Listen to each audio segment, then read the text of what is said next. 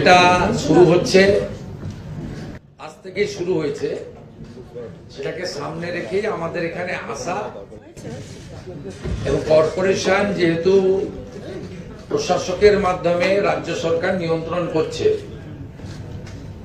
ওনার আমন্ত্রণকে সামনে রেখে এবং এটি খুব গুরুত্বপূর্ণ এখন সমাজ জীবনে। আর কলকাতার ক্ষেত্রে আমাদের এই স্বচ্ছতা পরিচ্ছন্নতা এটা খুবই প্রয়োজন। আমরা সুযোগ পেয়েছি, ওয়ার্ল্ড যোগা ডের মেন ইভেন্ট দেশের মধ্যে এখানে হচ্ছে, আমাদের প্রাইম মিনিস্টার নিজে পার্টিসিপেট করছেন, তাকে সামনে রেখে আমরা কলকাতাতে এই কম সময়ের মধ্যে স্বচ্ছতা সহ জাগরণ, জনগণকে সচেতন করা, এই কাজগুলো করার জন্য এখানে আসা এবং মাননীয় অগ্নিমিত্রা পাল মহোদয়া, মাননীয় কমিশনার এবং আমি আমাদের বক্তব্যে কলকাতার গুরুত্ব, কলকাতাকে কেন আরো ডেভেলপমেন্ট করতে হবে সেটা বলেছি। এখানে 14 জন মতো এমএলএ আছেন, মানে আমার মিনাদিও ছিলেন, মীনা দেবী পুরোহিত, 6 বারের কাউন্সিলর। তা সব মিলিয়ে আমরা একটা ভালো উদ্দেশ্য নিয়ে এখানে মিলিত হয়েছিলাম, যেখানে কর্পোরেশন টিম, কলকাতা পুলিশ নগরপালের নেতৃত্বে, urban development ministry, elected public representative মানে এমপি থেকে এক্স কাউন্সিলর, সবার একটা ভালো মেলবন্ধন হলো। মাননীয় প্রধানমন্ত্রীকে, তার আগমনকে আমরা সামনে রেখে এই কর্মসূচিও সফল করব এবং 21 তারিখ একটা মেগা, সব আগের সব রেকর্ড ভেঙে যাবে আমার বিশ্বাস। শুধু 35-36 হাজার লোক ওখানে যোগা করবে তা নয়, আমাদের এখানে আরবান সেক্রেটারি রয়েছে, মন্ত্রী আছে, নিয়মই আছে 6 মাসের মধ্যে যদি কোনো ব্যতিক্রমী কিছু না হয়, মানে ন্যাচারাল ক্যালামিটি, তার জন্য সরকারের হাতে কিছু ক্ষমতা থাকে।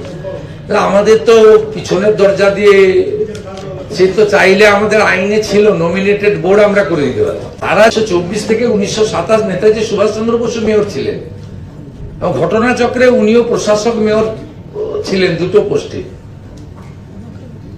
ন্যাচারালি এইটাকে, কলকাতাটাকে খুব একটা আপনি ওইভাবে আপনার এতে ধরে রাখতে পারেন না। আমাকে একটা জিনিস বলতে বললেন, সেটা হচ্ছে কলকাতা কর্পোরেশন এলাকার এমএলএ দেরকে পাওয়ার দেওয়া হয়েছে সার্টিফিকেট তারা ইস্যু করতে পারবে। যে সার্টিফিকেট গুলো মানে কাউন্সিলরদের ছিল, সেটা এমএলএ দেরও সার্টিফিকেট অ্যাকসেপ্ট হবে।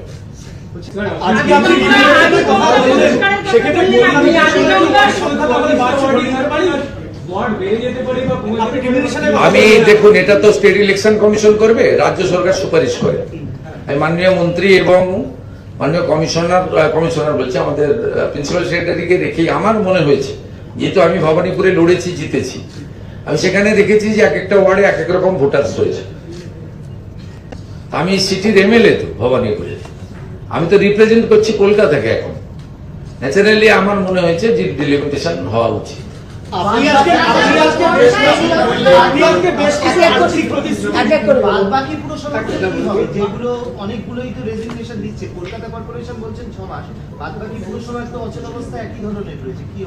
যেখানে যা নিয়ম আছে তাই হবে। আমরা প্রশাসককে এক্সটেনশন দেবো। হাওড়া কর্পোরেশনে 12 বছর ভোট হয়নি, কখনো আগের মুখ্যমন্ত্রীকে, পৌরমন্ত্রীকে জিজ্ঞেস করেছিলেন? আগের পৌরমন্ত্রী প্রাক্তন মেয়র তো আজকে অনুষ্ঠানে ছিলেন।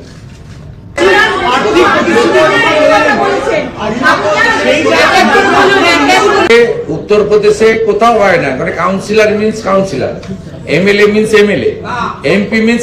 তারা কি করতেন তার উত্তর আমি কি দেবো? মালের দায়িত্ব আরোহী, আমি তার উত্তর দিতে পারবো।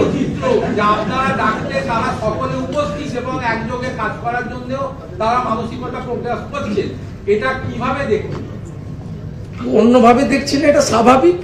ভারতবর্ষের এতগুলো রাজ্যে যা হয় আমরা এখানে তাই করছি। মীনা দেবী পুরোহিতকেও সম্মান দিয়েছি আমরা, এটাই সরকারের হওয়া উচিত। তারা করেননি, তার উত্তর তো আমি দেবো না। আমি 21টা বিজেপি এনডিএ রুল স্টেটে যে নীতি ফলো হয়, মানে প্রধানমন্ত্রী যে নীতি ফলো করেন, আমাদের সরকার সেই নীতি ফলো করার চেষ্টা করছে।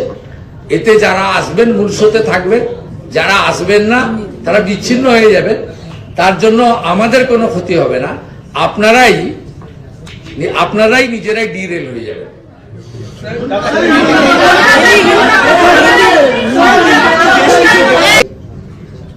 গঙ্গোত্রী থেকে গঙ্গাসাগর, আপনি এই পোর্শনে এইরকম শুকনোর সময়, এখন তো সামার, এই এত জল তো কোনো গঙ্গায় পাবেন না। ইউপি বিহারে এই সময় এত জল থাকে না। আপনি চলুন, এটা তো প্রকৃতি আপনাকে দিয়েছে, এত আপনার ফ্লো, এত নাব্যতা, তা আপনি তাকে কিভাবে নোংরা করে রেখেছেন? গঙ্গা জল ছাড়া আপনার বাড়ির পুজো হয়? গঙ্গাকে পরিষ্কার করার সুযোগ আপনি নিতে পারলেন না, আমরা নেব। এবং আমি বুধবার দিন সকালবেলা গঙ্গার পাহাড় পরিষ্কার করব।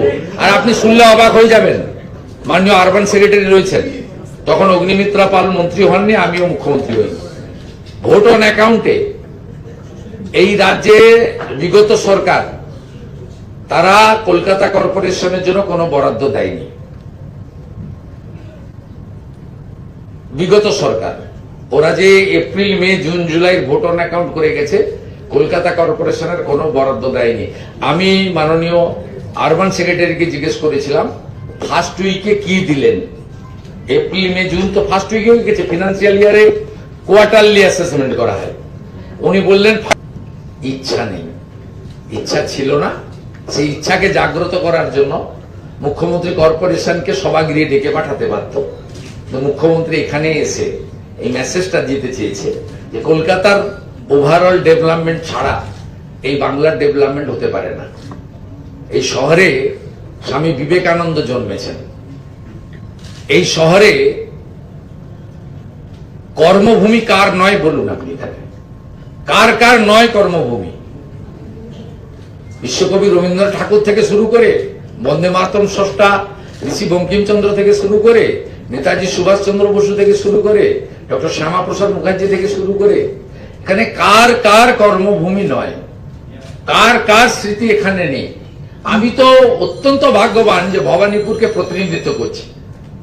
কার কার বাড়ি নেই বলুন? নেতাজি সুভাষচন্দ্র বসুর বাড়ি রয়েছে, ডক্টর শ্যামাপ্রসাদ মুখার্জির বাড়ি রয়েছে, কার বাড়ি নেই ওখানে বলুন আপনি? সত্যজিৎ রায়ের বাড়ি রয়েছে, উত্তম কুমারের বাড়ি রয়েছে, কি নেই আপনি বলুন? সেগুলো ব্যবহার করতে পারেন। इतना बड़ा कार्यक्रम है, इसको स्वच्छता से हम लोग स्वागत करेगा। इसके लिए आज से कॉरपोरेशन ने 5 दिन की स्पेशल ड्राइव दे रहा है। उसका डिटेल्स आपने देख लिया, हमारी एडमिनिस्ट्रेटर ने बताया, कंसर्निंग डिपार्टमेंट का ऑनरेबल मिनिस्टर ने बता दिया। उसके ऊपर में आया, उसको थोड़ा प्रोत्साहन देने के लिए, इनकरेज करने के लिए मेरा विजिट है। और मैं भी कोलकाता का एमएलए के नाते मैं भी ज्वाइन करूंगा, वेडनेसडे मैं ज्वाइन करूंगा। हमारी जो गंगा माता की रिवर फ्रंट है उसका क्लीनिंग के लिए थोड़ा पार्टिसिपेट करूंगा। और मेरा क्षेत्र है भवानीपुर, उसमें भी जाऊंगा। 19 को एक मैराथन होगा कॉर्पोरेशन से हमारी टाइटस बिल्डिंग तक, उसमें भी पार्टिसिपेट करने का हमारा इच्छा है।